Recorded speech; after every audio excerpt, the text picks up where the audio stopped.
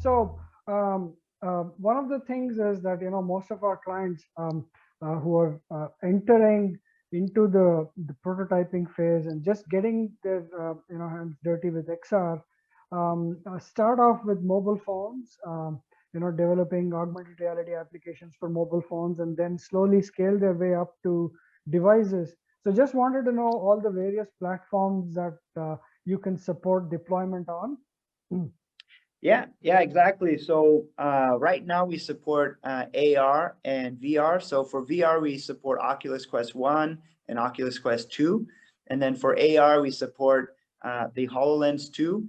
On our roadmap, we also have iOS and Android, as well as other VR headsets such as the Vive Focus 3 and beyond.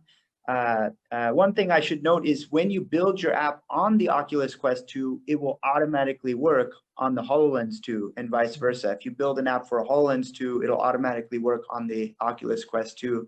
So even internally, we don't have, because of the high price of the HoloLens 2, all of our developers don't have access to that. But our developers will oftentimes build an app on their Oculus Quest 2, and it'll automatically work on the HoloLens 2. So that's something that we use as well. But yeah, we're pretty excited about the roadmap, especially since OpenXR is a standard that's going to be increasingly adopted by the industry. We see that as potentially something that will help achieve a broad cross-platform support sooner than what's on our roadmap. So that's something coming as well. And I'd love to hear your thoughts on OpenXR and where you see that going as well. Yeah. So it just brings to my memory that earlier we used to talk about a standard called VRPN when augmented reality was not in the picture, in the fray, and most of the VR devices at that point in time used to kind of subscribe to that architecture and standard. So it'll be interesting really to see how manufacturers really subscribe to this standard and make all devices really available to everybody. So that's really great. So we are nearly at the end of our session here. So I think let's quickly wrap up with, what are the various benefits of Byldr? If you can just summarize. So we've talked about it through the whole session, but if you can just summarize, that will be really interesting for the audience.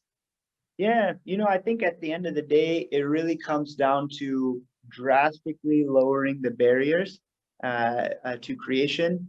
It's really opening up the building of XR applications beyond developers and programmers and making it accessible to anyone. So designers can go in and put together a prototype. Executives can go in, put together an idea or a presentation. And even developers, they can go in and be like, hey, I don't want to deal with coding right now. I just want to go and hook up my logic without having to code anything and just putting in. And we really see that as a way to speed up development a lot and reduce costs a lot across the board, which is really our goal in order for us to realize this ubiquitous AR future, this ubiquitous mixed reality future that holds such a great promise. In order to achieve that vision, the barriers have to come down a lot. The speed of app creation has to become much faster. And of course, costs have to come down quite a bit. And so we're very excited about those and excited about Byldr continuing to knock down those barriers as it matures. Great. Awesome, Sean. So thank you very much for, all of explaining about Byldr and, all of the demos that you did. Really interesting for people to see, I'm sure. So with from a Radiant standpoint, the partnership with Byldr has been very exciting.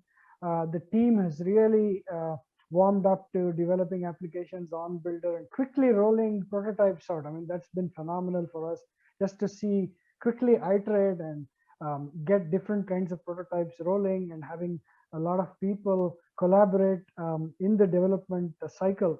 So we look forward to a lot more from Byldr. And it's really exciting to partner with you guys.